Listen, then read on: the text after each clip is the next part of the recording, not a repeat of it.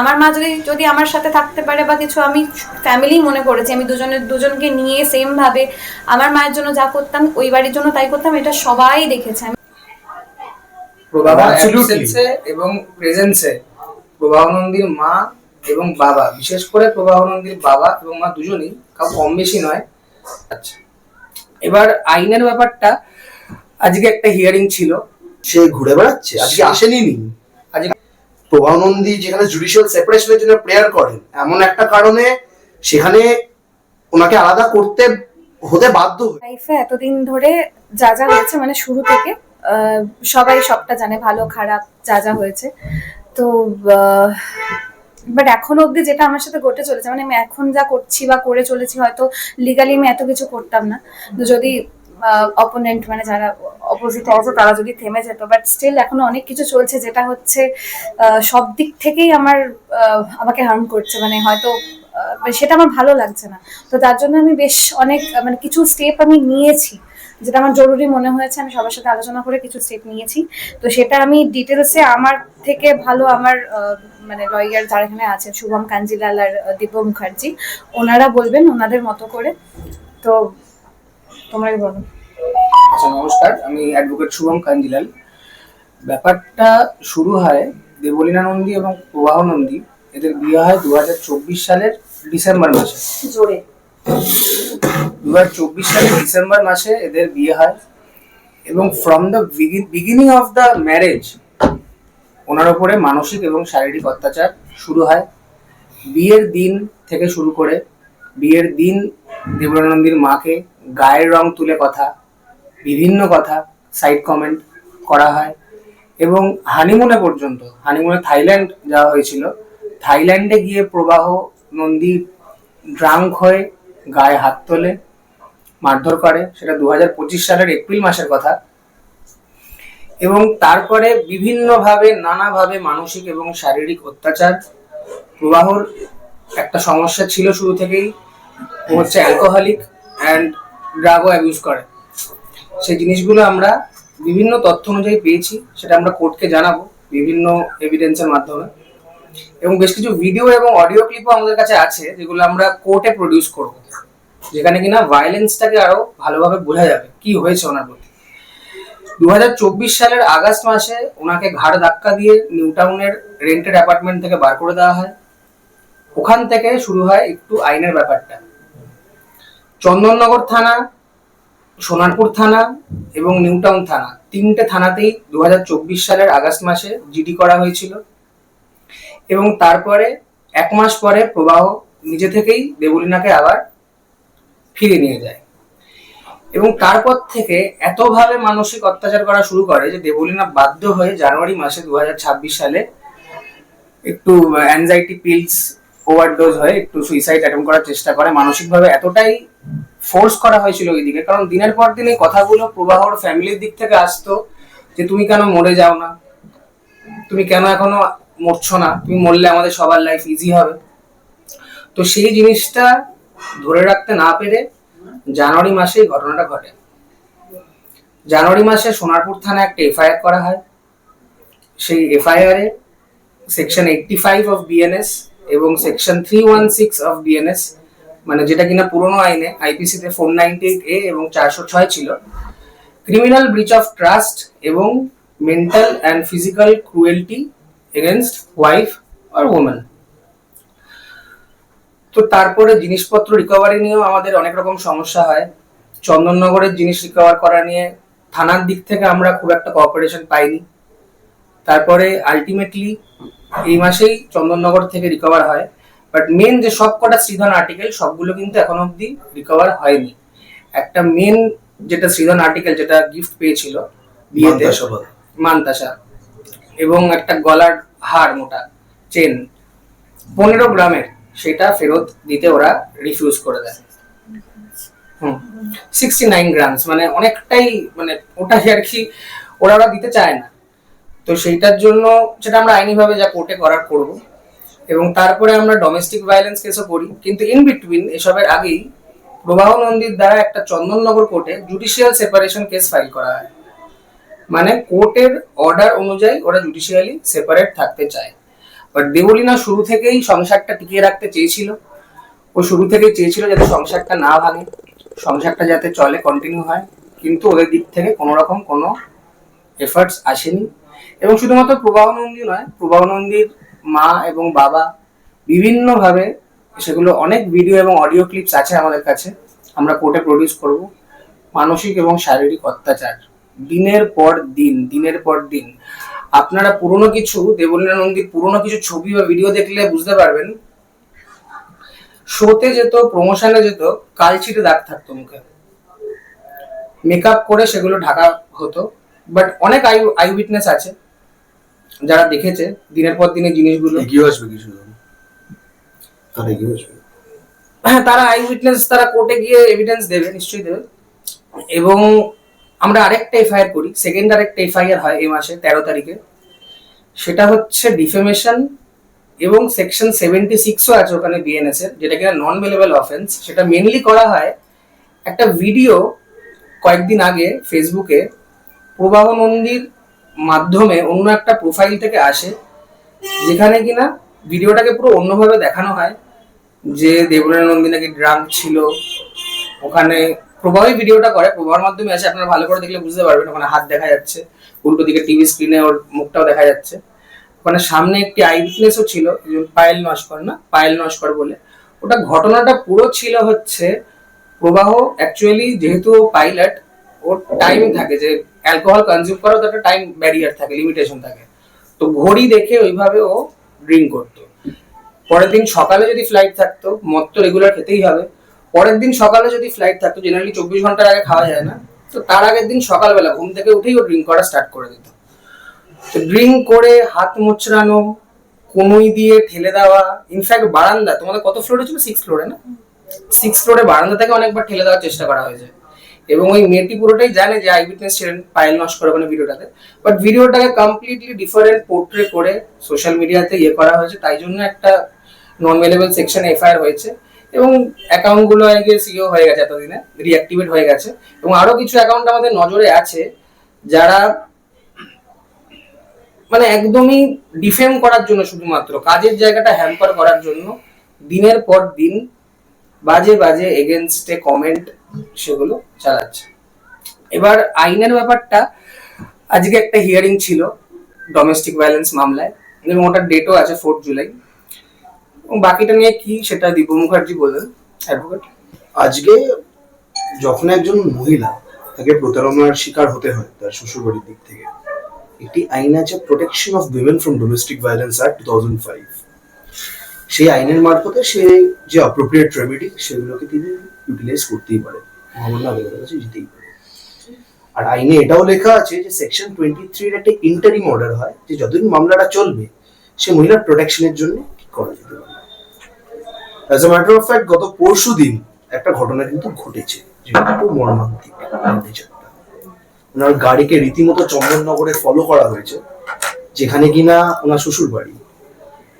আমরা থানাতে ভিডিও করেছি, থানাও কি উত্তর দেবে, কি তদন্ত করবে, তারাও কিন্তু কন্ডাক্ট করছেন ইনভেস্টিগেশন। কিন্তু আজকে দাঁড়িয়ে কোর্টকে কেন অ্যাপ্রোচ করা, তার পেছনে এটাই কারণ যে সেকশন 18 এর প্রোটেকশন অর্ডার যাতে কোর্ট দেয়। আরো অ্যাপ্রোপ্রিয়েট রিলিফস আমরা চেয়েছি। আজকে পার্ট হিয়ারিং হয়েছে, বাইরে ঝড় বৃষ্টির জন্য কিছু বারের সদস্যরা আজকে রেজলিউশন রেখেছিলেন, এখন পুরো হিয়ারিংটা হয়নি। কিন্তু এটা একটা বলা দরকার যে দুটো এফআইআর হয়ে গেছে, একটা মামলা হয়ে গেছে। ভদ্রলোক যেখানে প্রবাহ নন্দী যেখানে জুডিশিয়াল সেপারেশনের জন্য প্রেয়ার করেন, এমন একটা কারণে সেখানে ওনাকে আলাদা করতে হতে বাধ্য হয়েছে, কারণ প্রতারণাটা সেই চরমে গেছিল। সেখানে কিন্তু উনি জুডিশিয়াল সেপারেশন যে প্রেয়ার করেছেন, মহামান্য হাইকোর্ট কিন্তু স্টে অর্ডার দিয়েছেন, গ্রান্ট করেছেন। আর আজকেও সাহেব পার্ট হিয়ারিং করলেন বারুইপুরে এসিজিএম সেকেন্ড কোর্ট। আশা করি 4 জুলাই সাহেব একটা অর্ডার। দেবলীনা, যে অভিযোগগুলো আনা হলো তাতে অ্যাটেম্প টু মার্ডার ক্লিয়ারলি মানে বোঝা গেল আজকে আমরা যেটা শুনলাম। একটু যদি তোমার মুখ থেকে বলো, এবং তারপরে অ্যাটেম্প টু মার্ডার কোনো এফআইআর এখনো অবধি হয়নি। না, কিন্তু উনি যেটা বললেন ফেলে দেওয়া বা দেখুন, ধাক্কা মেরে ফেলে দেওয়া can be interpreted in many ways. আমার আজকে মাথা গরম হয়ে গেলেও আমি কাউকে ধাক্কা মেরে ফেলতে পারি, আমি কাউকে প্ল্যান করেও দেখতে পারি টেবিলের কোনোটা তার মাথায় লাগবে। I can push them. Intent matters. অত্যাচারের ইন্টেন্টটা ছিল, ফোন করে দেওয়ার ইন্টেন্টটা I don't think it's necessary. যে বলি না ভালো বলতে However, cruelty-তে আপনি যদি একবার ভালো করে আইনটা পড়েন 498A, the cruelty should amount in such a manner that the wife is compelled to take her own life. That can even be a result of mental cruelty as exerted by her mother-in-law. And এটা কিন্তু prima facie কিন্তু reveal করছে। হ্যাঁ, during the course of time, court কি রায় দেবে না দেবে, the court is at a discretion.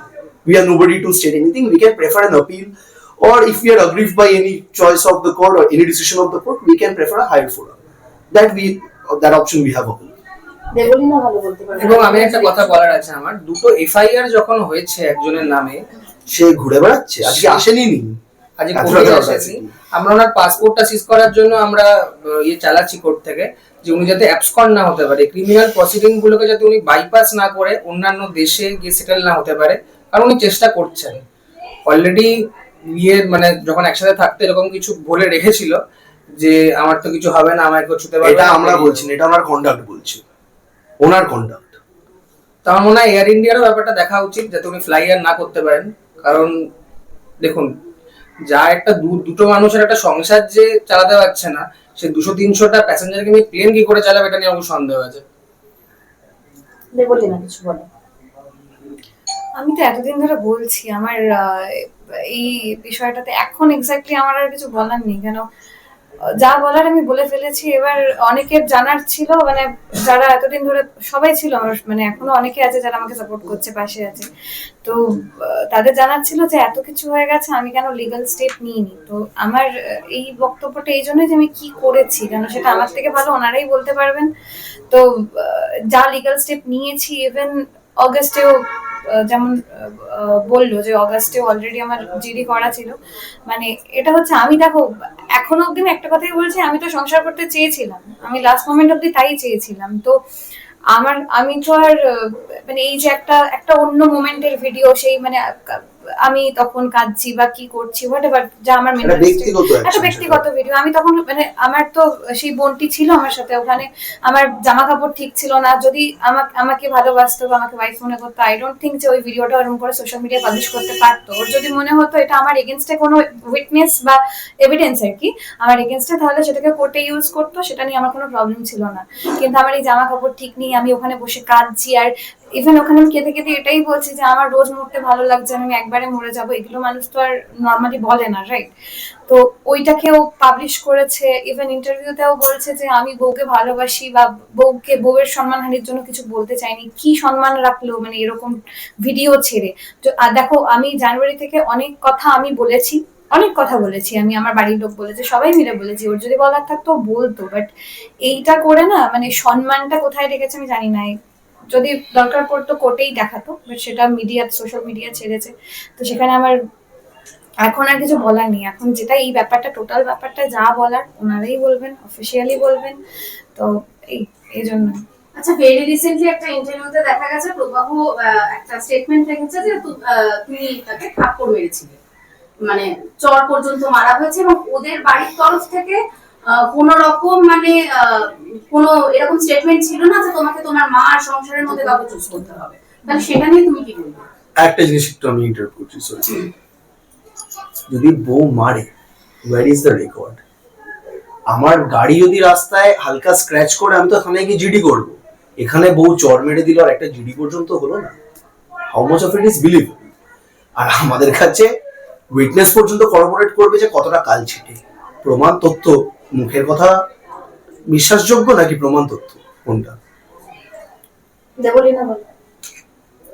আমি এখন এটা নিয়ে কিছু বলতে চাই না। আর সব থেকে বড় কথা, আমি প্রচুর মুখের ভাষা শুনেছি, মানে আমি ভাষা বলে এখন বলতে চাইছি না, আমি এর আগেও অনেকবার চিৎকার করে করে বলেছি যে আমাকে এরকম ভাষায় সম্বোধন করা হতো। আমার বাবা মার শিক্ষা, বাবা মাকে নিয়ে আমি ঘুম থেকে ওঠার পর থেকেই গালি গুচ্ছের কথা শুনতাম, আমি সেইভাবেই শুনে এসেছি।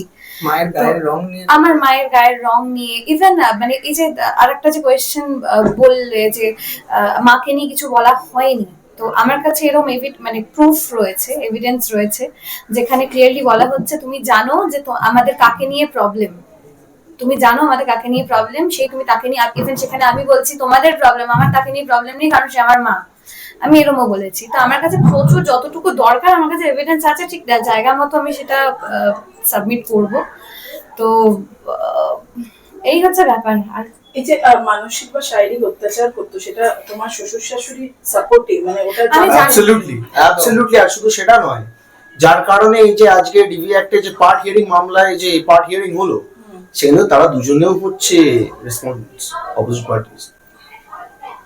প্রভাবা Absolutely. অ্যাবসেন্সে এবং প্রেজেন্সে প্রভাবানন্দীর মা এবং বাবা, বিশেষ করে প্রভাবানন্দীর বাবা এবং মা দুজনেই কাউ কম বেশি নয়, বিভিন্নভাবে শারীরিক অনেক মানসিক খারাপ, অত্যাচার, আমি বলতে পারি ব্যাড টাচ, এরকম অনেক ধরনের ঘটনা ঘটেছে, যেগুলো কিনা একটা মহিলার জন্য সত্যিকারের মানসিকভাবে অ্যাকসেপ্ট করা খুবই difficult. Humiliation of a women to the extreme, to the highest extreme. দিনের পর দিন ওনাকে, যতদিন ঘর সংসার একসাথে ছিল, শুধু তো অত্যাচার তো হয়েছিল, এখন ছাড়ার পরে তো দিনের পর দিন তারা মিডিয়াকে ডেকে এনে যত রকমের কাঁদা পাচ্ছে তারা ফিরিয়ে যাচ্ছে, যেখানে তারা কিন্তু প্রথম লিগ্যাল অ্যাকশনটা সেপারেশনে তারাই করবে, যেটা কিনা মহামান্য হাইকোর্ট স্টে করে দিয়েছে। সব থেকে বড় কথা, যদি কিছু না থাকতো হাইকোর্ট কিন্তু স্টে আনতো না, দরকার পড়লে আমরা অর্ডারটাও দেখিয়ে দেবো, অর্ডারটা দেখিয়ে দেবো। কোনো দাবি বা চাওয়া আছে সেপারেশনের? কারণ কি, মানে সেটা কি বলেছে কখন, বা আগেও কখনো এমনি সেটা কিছু বলেছে, মানে যখন ঝগড়া হতে হয় এরকম? সেপারেশনে অ্যাপ্লিকেশনে মেইনলি যেটা টার্গেট করা হয় দেবুলানন্দীর মাকে, যেটা কিনা কমপ্লিটলি ফলস, যে দেবুলানন্দীর মা নাকি বারবার সংসারে ইন্টারাপ্ট করতো, মাঝখানে নাক গলাতো, কিন্তু দেবুলানন্দীর মা তো থাকতোই না একসাথে। না, কাজের না না জায়গায় থাকতেন ওনারা, জায়গায়- ওনারা মানে ওনার মা আসতেন না, শাশুড়ি মা বরঞ্চ আমি আসতেন। আমি এখানে একটা ছোট্ট কথা বলতে চাই, সেটা হচ্ছে আমার মা হচ্ছে ছোট থেকে এখন অবধি ছিল, আমার এখনো অবধি আমার যেখানে যেখানে কাজের জায়গা, যেখানে তাকে দরকার পড়ে, সে সব জায়গায় আমার শোতে সব জায়গায় গেছে, কিন্তু ওদের একটা বক্তব্য ক্লিয়ারলি ছিল, তুমি পারলে একা যাও কিন্তু মাকে নিয়ে যাওয়া যাবে না। পুরোপুরি ফ্যামিলি থেকে আইসোলেট করার মানে ওনাদের ইভেন টেন্ডেন্সি এটা ছিল। চ্যাটেও রয়েছে আমার কাছে, যে একা যাও কিন্তু বাড়ির লোককে নিয়ে যাওয়া যাবে না। আর তো সেখানে আমার মা ইভেন এরমও হতো, ফ্ল্যাটে আমাদের যেখানে আমি থাকতাম নিউ টাউনে, সেখানে ফ্ল্যাটের নিচে এসে দাঁড়িয়ে আমায় কল করতো, আমি চলে এসেছি আয়, মা কিন্তু ওপরে উঠতো না, যখন থাকতো না তখন যেত, কিন্তু ও থাকতে কখনো যেত না, বিকজ সে পছন্দ করতো না। কিন্তু আমার যে ইনলজ আর কি, ওনারা এসে ওনারা নিজেদের টাইম মতো ওনারা থাকতেন, সে ছেলে থাকুক চাই না থাকুক থাকতেন। ইভেন আমার প্রিভেসি বলে ওখানে কিছু ছিল না, কারণ আমাকে না জিজ্ঞেস করে আমার সাথে, মানে আমার ঘরে নিজেদের মতো থাকা, এটা হতো, মানে আমার কোনো প্রিভেসি ওখানে ছিল না, আমাকে জিজ্ঞাসাও করা হতো না। তো আমার সেখানে সেই নিয়ে কোনো সমস্যা ছিল না, কারণ আমার মা যদি আমার সাথে থাকতে পারে বা কিছু, আমি ফ্যামিলি মনে করেছি, আমি দুজনকে নিয়ে সেম ভাবে আমার মায়ের জন্য যা করতাম ওই বাড়ির জন্য তাই করতাম, এটা সবাই দেখেছে, আমি সেইভাবেই চলেছি এতদিন। তো সেখানে অগস্ট মাসে যখন ওনারা এলেন, ওনারা 10 দিন থাকলেন, 11 দিনের দিন আমাকে ঘর থেকে সবাই মিলে বের করে দিলেন। এটা আমার সাথে হয়েছে। তো সেখানে কিভাবে বলে যে আমার মা ইনফ্লুয়েন্স করতো, আমি জানি না। দুটো কথা এখানে, ওনার মা যে নিচে দাঁড় করিয়ে রেখে দিত ওনার শ্বশুর বাড়ির লোকেরা, including her husband, we have written communications that we will adduce before the learned courts when and how it is required, we will adduce that. Secondly, বিয়ের আগে কিন্তু একটা মিসরিপ্রেজেন্টেশন করেছিল, যার কারণে 406 যে আইনটা, পুরনো আইনে, নতুন আইনে 316, সেটা লেগেছে। সেটা যে they use to represent themselves in a manner that they were actually not. The flat was told to have been bought by them. It was not. It was a rented apartment. However, ওনারা সাবস্ট্যান্সিয়েট, যে ওনাদের যে আর্থিক দিকে যে ওনাদের সমস্যা নেই, সেটাকে সাবস্ট্যান্সিয়েট করার জন্য বাকি প্রপার্টিজ প্রচুর আছে, কিন্তু একটা মেয়েকে আজকে আশা দেখিয়ে তাকে বাড়িতে এনে যখন প্রমাণ করে যে মিথ্যে কথা বলা হচ্ছে, this is not something that a woman who has left her paternal home to stay in her with her in-loss will expect. And বিয়ের আগেও প্রভাবানন্দীর দিক থেকে একটা মোটা টাকা ডিমান্ড করা হয়েছিল, সেটাকে কিনা ডাউরি বলা যেতে পারে। এবং ইনফ্যাক্ট বিয়ের পরেও বিভিন্ন ট্রানজ্যাকশন হিস্ট্রি আছে, প্রভাবানন্দীর ভাই বিভিন্নভাবে বিভিন্ন সময় টাকা চাইতো, এবং অনলাইন ট্রানজ্যাকশনের হিস্ট্রি আছে, সেগুলো আমরা কোর্টে প্রডিউস করবো। এটা উল্লেখযোগ্য কথা, এটা আমি বলে রাখলাম। আরেকটা উল্লেখ করা উচিত, সবকিছু সত্ত্বেও সেই ফ্ল্যাটে যে ওনারা থাকতেন নিউ টাউনের, most of those articles were bought by her. সেটা আপনারা সিজার লিস্টটা দেখলেই বুঝতে পারবেন কি কি আর তারপরে তাকে তাড়িয়ে দেওয়া হয়। Is it not a misrepresentation? Is it something that a woman who has left her paternal home deserves? She does not. যার কারণেই মহামান্য আদালতের কাছে অ্যাপ্রোচ করে। আপনারা কি কোনো ফ্লাইটে উঠতে চাইবেন যদি আপনারা জানেন যে পাইলট এরকম ড্রাগ অ্যাবিউজ করে অ্যান্ড অ্যালকোহলিক? আপনারা মনে হয় না উঠতে চাইবেন।